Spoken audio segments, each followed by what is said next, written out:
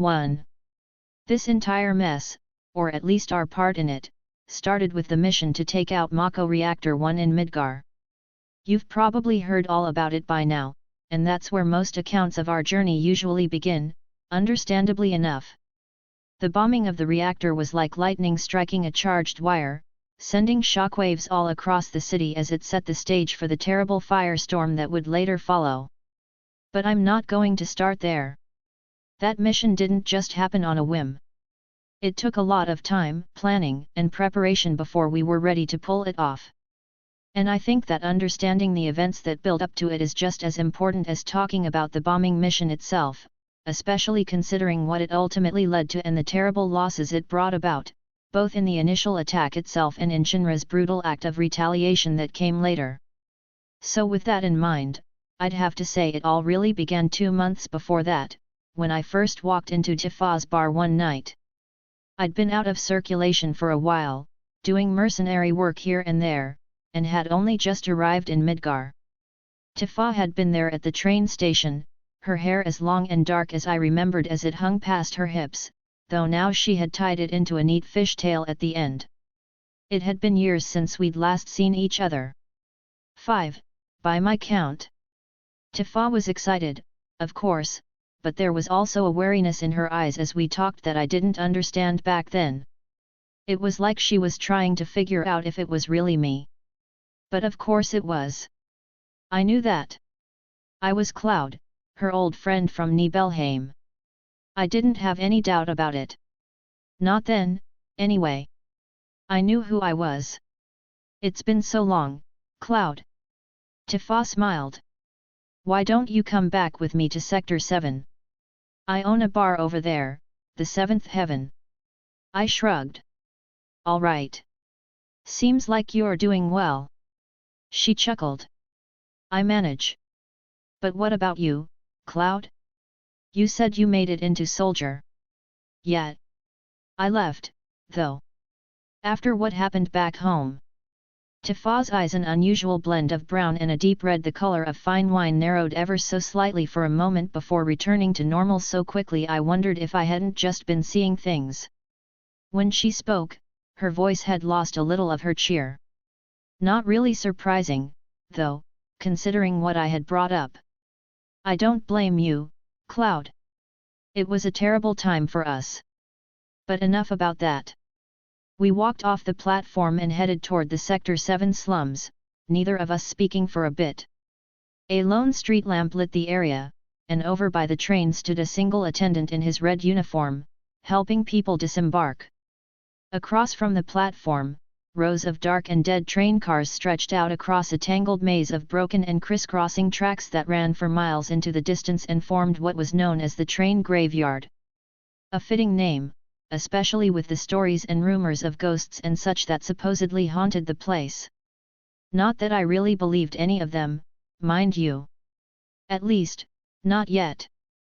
Anyway, Tifa and I walked away from the station, making our way through dirt paths and small mountains of discarded junk.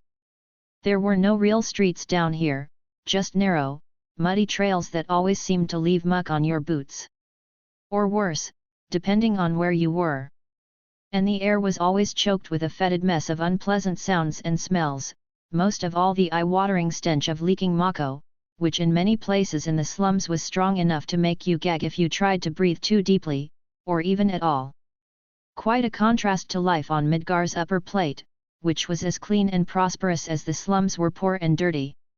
The travel brochures and television ads all claimed Midgar was the greatest city in the world, where anyone could live like a king, all thanks to Shinra's powerful new energy source, Mako, which created electricity far more efficiently and cleanly than oil, coal, or other fuels ever could. But that was only half the story. Midgar was, in essence, two cities. The upper world, powered by Shinra's Mako and inhabited by its many employees and their families and anyone else who could afford the life of relative ease and luxury seemingly available for the taking. And then there was the lower world, the city lying beneath the plate, the slums. It was the ugly part of Midgar no one wanted to see, the place for people without money, without resources, and too often, without hope. Gangs and worse thrived down here, and danger was a fact of life. As we passed through a clearing surrounded by mountains of junk, I noticed a large, fenced-in compound off to my right and a huge square pillar rising up to the underside of the plate far above us. I supposed it helped hold it up, though I didn't know much about it at the time. But I couldn't help feeling a little uneasy as I looked at it.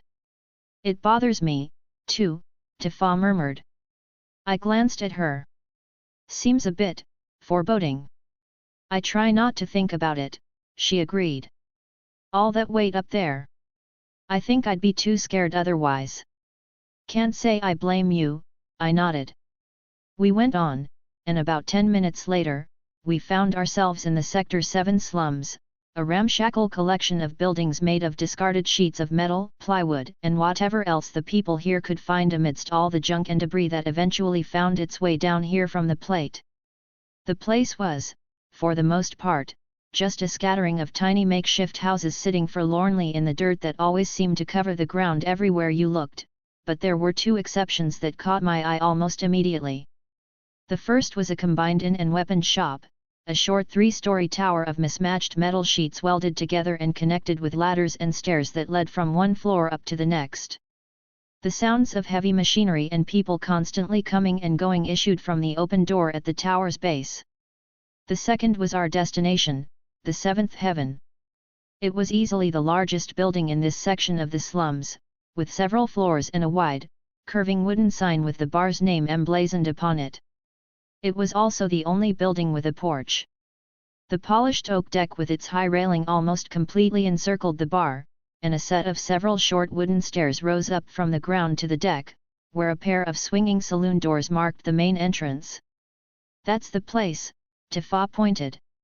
I folded my arms in front of me. "Impressive. You have been doing well, Tifa. Looks good." "Thanks." She grinned. "It's not much, but it's home." "You live here, too?" I asked. She nodded. "Yeah, upstairs. You'll see." We went inside, where a crowd of people sat huddled at the bar or around one of many polished wooden tables in the room. The bar itself stretched along most of the back wall, and just past it to the right was a door that I supposed led upstairs. In the back right corner of the room, the savory aroma of cooking food wafted out from a small kitchen, and I felt my stomach rumble. It had been a while since I last ate. I couldn't remember how long, though. Tifa motioned toward the bar. "Why don't you go sit down and I'll get you a drink? Maybe something to eat." "Sure, Tiff. Sounds good." "Great," she replied. "Just make yourself at home, all right?" I did as she had suggested and headed over to the bar, sliding onto an empty stool. It didn't take long for Tifa to bring me my drink, and I turned to watch the crowd for a bit. Next to me, a guy with short, dark red hair and a blue jacket nursed his own drink, and when he saw Tifa flash me a little smile, he scowled. "And just who the hell are you?" he slurred. "Comin' on in here and puttin' the moves on my little Tifa." I ignored him, not having any desire to trade insults with a drunk. I just sat there, taking a sip from my glass every so often as I wondered about what kind of work there was for a mercenary here in Midgar and if Tifa had any leads. But the guy next to me had other ideas, grabbing my arm and turning me to face him. "Hey now, don't be ignorin' me. I just asked ya a question, bro." "Cut it out, Johnny," Tifa scolded him. "He's a friend." Johnny snorted. "A friend, hey? And just how good a friend, Tifa? I ain't never seen him before. We grew up together. He just got in town today. And that's all you need to know. Now I think you've had enough, Johnny. Why don't you go on home? Unless you want me to have Barrett see you out again. You know how he is when you get rowdy." He threw up his hands in defeat. "Fine, fine. I'm goin'. But I'll see ya tomorrow, Tifa." "I'll bet," she snickered. "You practically live here. You only got the best food and drinks and, you know, in all of Sector 7, Tifa. A new childhood friend. I'll be watching you. Don't ya dare make her cry, ya hear? She's an angel of the Ishhir Shlum. An angel? Show you better treat her real good.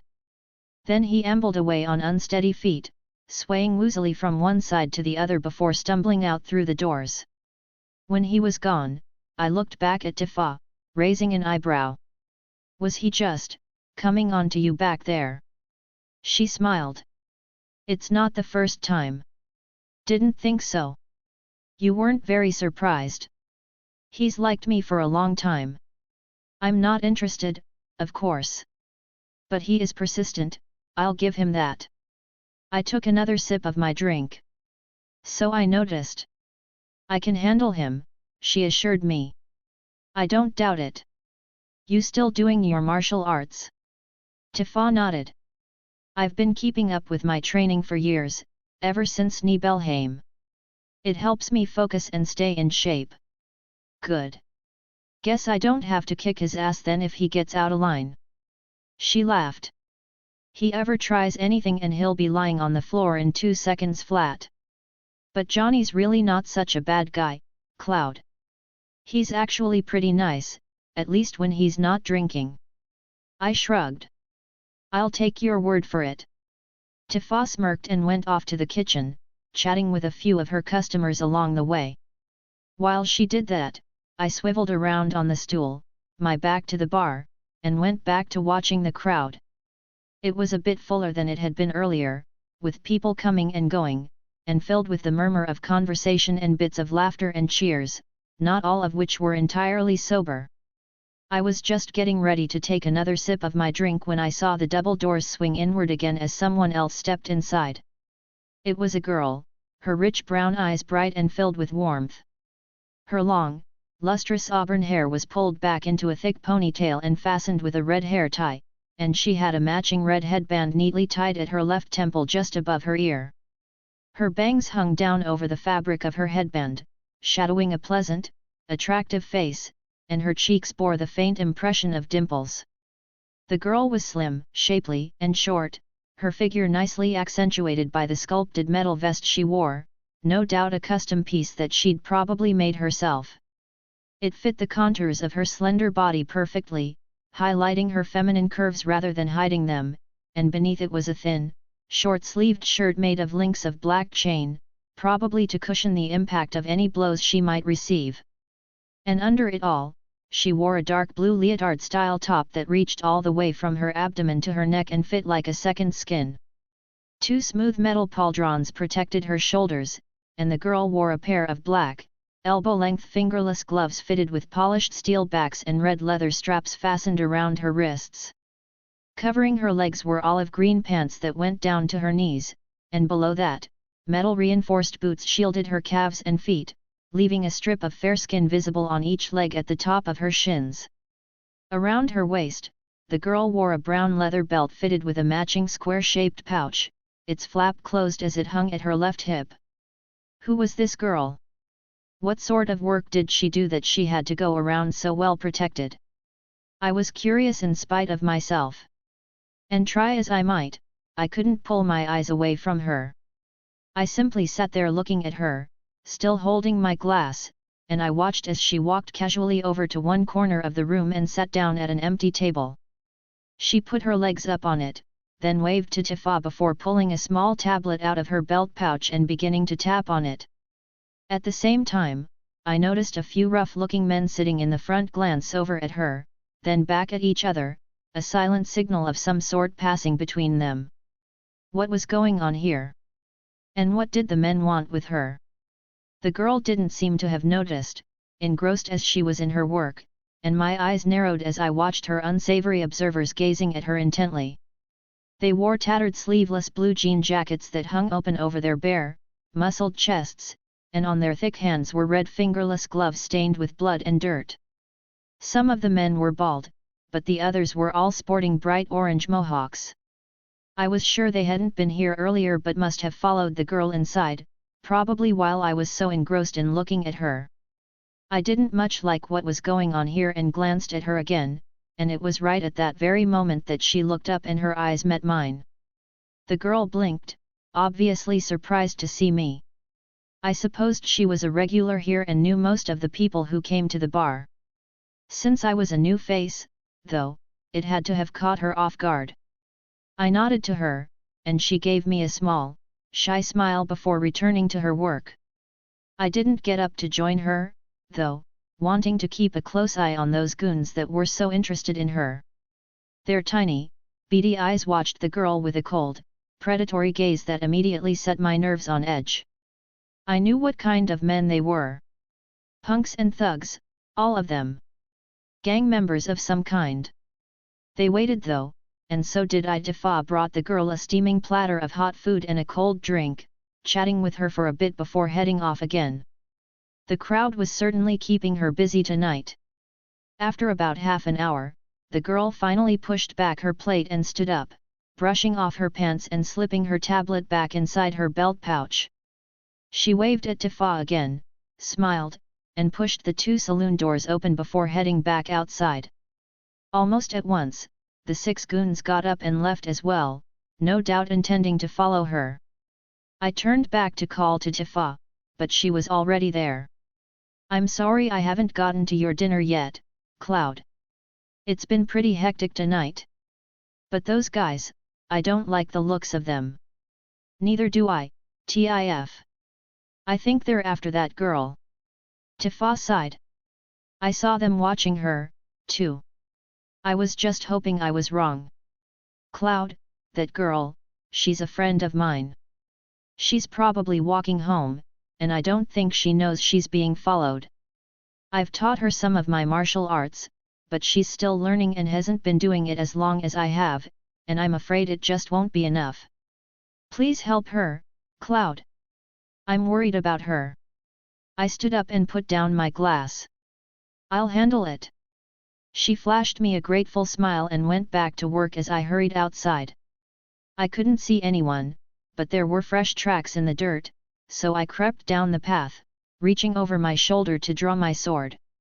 It was a huge blade at least a foot wide with a sharp, angled tip at the end and 2 materia slots at its base just above the hilt.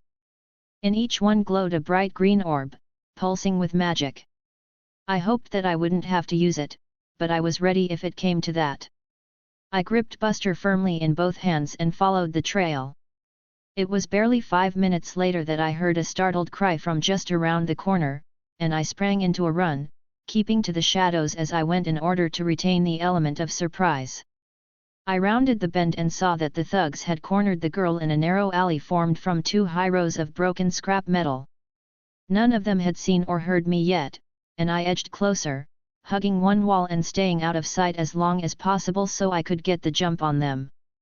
The girl held her own at first, kicking one goon in the stomach and hitting another with a swift backhand punch to his jaw. It couldn't last, though. She was too badly outnumbered. The men all carried weapons as well, long knives and lead pipes. One of them reached out, grabbing her by the ponytail, and yanked hard, pulling her back. She cried out in pain but swung her arm around in spite of it and smashed her fist into the goon's mouth. She was tenacious, that was for sure. Her attacker fell back, blood pouring down his chin. But before she could do anything else, she staggered and fell, a lead pipe slamming squarely into her back. The rest of the men closed in on her at once, kicking and punching, and threw her against the wall. 2 of the thugs held her arms while another pulled out a knife and strode up to her like a snake closing in on its prey.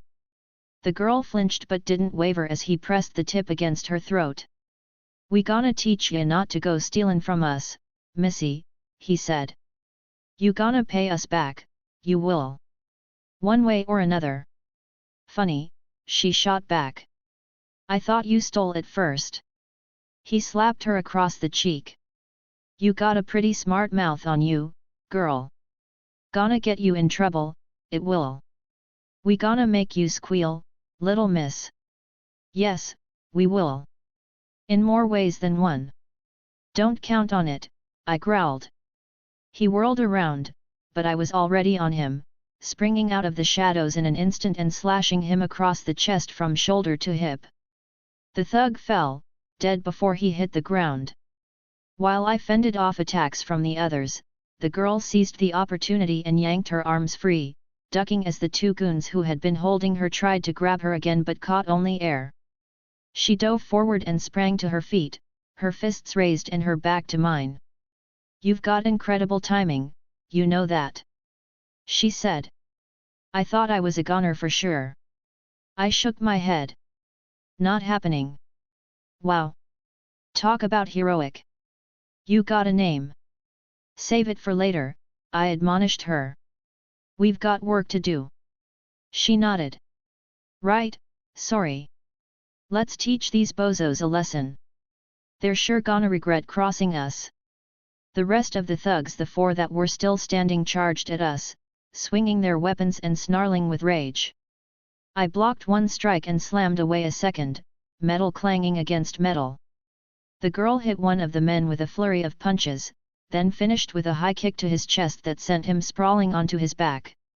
Cutting down one of the other thugs, I was just bringing Buster back up when another of the men managed to slice his knife across the side of my shoulder. I gritted my teeth against the sudden pain, blocked everything out of my mind, and called upon the materia's magic. Seconds later, a sparkling bolt of electricity shot out from my hand and slammed into the thug, scorching him and leaving him a smoking ruin on the ground while the girl hit the last of her attackers with a few quick jabs to his side. He fell back for a moment, then charged right at her. She was ready for him, though. When he reached her, she grabbed him with both hands and used his own momentum to throw him over her shoulder into the dirt.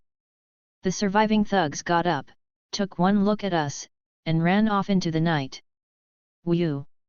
the girl sighed. "Guess that'll teach me to be more careful about where I get my supplies." I slid Buster back into place. "You okay?" "Yeah, thanks to you. I've never had anyone come to my rescue like that before. You were really amazing." "It wasn't much," I shrugged. She grinned. "Ha! Humble, too. I like it. But anyway, would you tell me your name?" I'd really like to know." "Cloud," I said. "Cloud Strife." She held out her hand. "Nice to meet you, Cloud. I'm Jessie." I shook it. Her grip was surprisingly firm considering how delicate her fingers looked. They were much smaller than mine. A flutter swept through my stomach at her touch, and just like in the bar, I found I had a hard time looking away from her. Jessie's deep brown eyes held me as securely as her hand. But eventually, they both let go. "Likewise," I replied. "So why were these guys after you?" "There has to be a reason." Jessie swallowed. "Well, it's kind of a long story. Can't say I'm surprised. Think they'll bother you again?"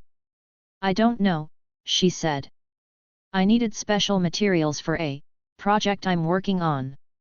Stuff you can't find in any old shop. But the Vice Gang gets its hands on all sorts of things, most of it stolen. They usually stick to their territory in Sector 5, but I guess I had to have made them really mad for them to have come after me here."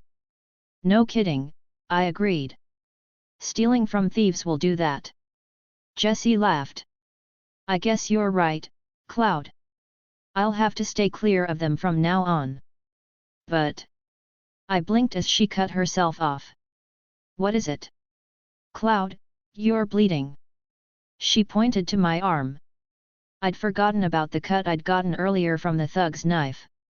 It hurt a little, but it didn't look all that serious. I shook my head. "It's not bad, Jessie. Just a scratch." She grimaced. "You should still get it patched up." "I guess so," I replied. "Listen, Cloud. My place isn't far from here. I have a first aid kit in there, so why don't you let me take care of that cut for you? It's the least I can do for my hero, after all." I nodded. "All right. Let's mosey." "Mosey?" Jessie burst out laughing. "Oh, I'm definitely gonna have to remember that one." She kept laughing as she led me through the slums until we finally came to a small shack near the edge of the little town. Like most of the others, it was made of scrap metal and wood bolted together to form a makeshift house. Jessie pulled out a key from her pocket, unlocked the door, and opened it. After putting the key back, she stepped inside, and I followed her, closing the door behind me. "Well, here we are," Jessie chuckled. "Home sweet home." The place had only 2 rooms. In the main one, a small bed with a set of plain cotton linens stood neatly made. Something that passed for a kitchen was in a far corner, with a little refrigerator, a sink, and an old iron stove. In the other corner was a doorway with a thin faded blanket hanging from the ceiling in place of a door, and past it must have been the bathroom. It was a cozy enough place, I supposed. A single lamp lit the main room as I looked around. "Nice," I told her. "You keep it pretty clean." Spotless would have been a better description. Everything here was scrubbed, polished, folded, or otherwise neat and tidy. On her wooden dresser sat a few assorted items, all carefully arranged, and above it was a small, round mirror without so much as a single streak. Jessie's home was a veritable monument to sparkle and shine, and even the walls and floor had been scrubbed. I had to admit, I was impressed. She smiled. "Thanks. I didn't used to be this way, you know. I was a regular slob when I was younger, believe it or not." "What made you change?" I wondered. "My mom was always a bit of a clean freak, and we used to argue a lot about my room. How much of a mess it was. Back when I was a kid, and later as a teenager. But, she died a couple years ago. I loved her a lot, Cloud. And I miss her. So one day, I started keeping my place clean for her. Kinda my way of honoring her memory." I nodded. "I think I get it. Didn't mean to bring up bad memories, though. Sorry." "It's okay," Jessie patted my arm. "You didn't." "Glad to hear it," I replied. She pointed to the bed. "Now go have a seat and I'll be back in just a minute, all right?" I nodded and did as Jessie had told me, and she went into her little bathroom. She returned a moment later with the first aid kit and got to work, wiping off the wound on my shoulder with a clean cloth.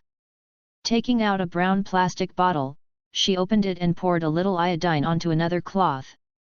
"I'm afraid this'll sting a bit, Cloud, but it'll keep that cut from getting infected. You ready?" "Yeah, Jessie," I told her. "Go ahead." She sat down beside me and pressed the cloth against my shoulder. It did sting, as she had said, but it wasn't too bad. As she worked, Jessie glanced up at me from time to time, giving me a reassuring smile when she did. When she was finished, she closed the bottle of iodine and put it away. Then she took out a roll of gauze bandage, a slight grin curling lips that were soft, pink, and nicely full. "We're almost done, Cloud. Bet you never thought you'd end up in my bed tonight, hey? Don't get any bright ideas, though. I'm not that kinda girl." "Ideas about what?" I blinked. "Oh, you are so cute when you play dumb, you know that." I smirked. "Who's playing?" "Ha!" Jessie giggled. "You do have a sense of humor. Maybe there's a crack in the ice after all." "Better not tell anyone," I said. She winked. "I can keep a secret, Cloud. Guess you've got a certain image to maintain, hey?" "Something like that," I agreed. I figured. "You don't seem like the talkative type." I couldn't really argue with her. "No, not really. Just the way I am, I guess. I'm not much for words." "That's all right," Jessie purred. "I like quiet guys." "Is that so?" I raised an eyebrow. She used a pair of scissors to cut a strip of bandage off the roll and began carefully winding it around my arm. "Yeah. Maybe because I like to talk a lot sometimes you've probably already noticed, and it's nice to meet someone who doesn't mind listening." "I don't," I admitted. Jessie smiled as she fastened the bandage in place with a few pieces of medical tape. Cloud. I meant to say this before, but, thank you. Thank you for saving me. I nodded. You're welcome. She kept smiling as she sat back. All finished. I glanced down at my arm where Jessie had bandaged it. The white gauze was fit snugly around my left bicep just below my shoulder. The wound didn't hurt so much now. I flexed my arm experimentally a few times and touched the bandage, admiring Jessie's handiwork. She really had done well with it. I looked up at her. It's a good field dressing, I said. Thanks. Her eyes sparkled. My pleasure, Cloud. It was my first one. I was starting to stand up when a flaring bolt of pain suddenly shot through my head and I winced, sitting back down and clutching at my forehead with my right hand.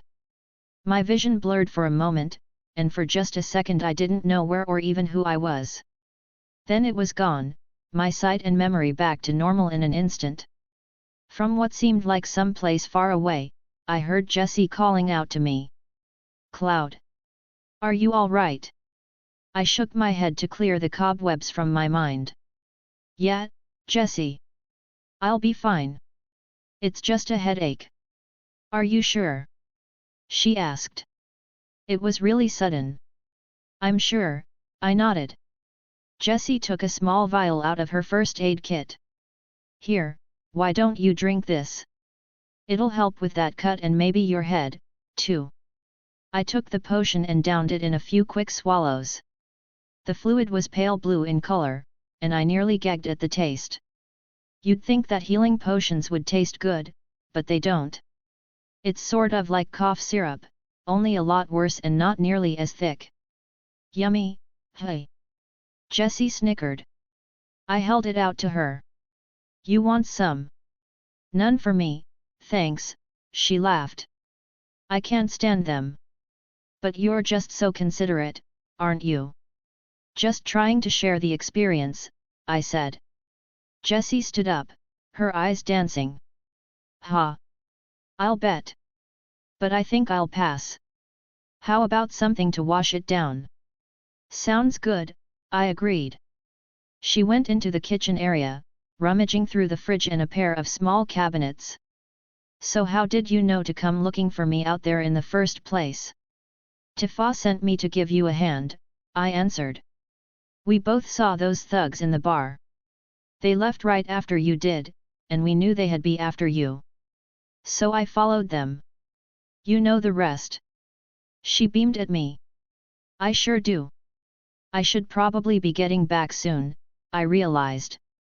She'll want to know you're all right. Oh, hold on, I'll just shoot her a text and tell her the good news. I mean, if you want to stick around a little longer, that is. I don't get to entertain company very often, you know. I didn't mind. Sure, go ahead.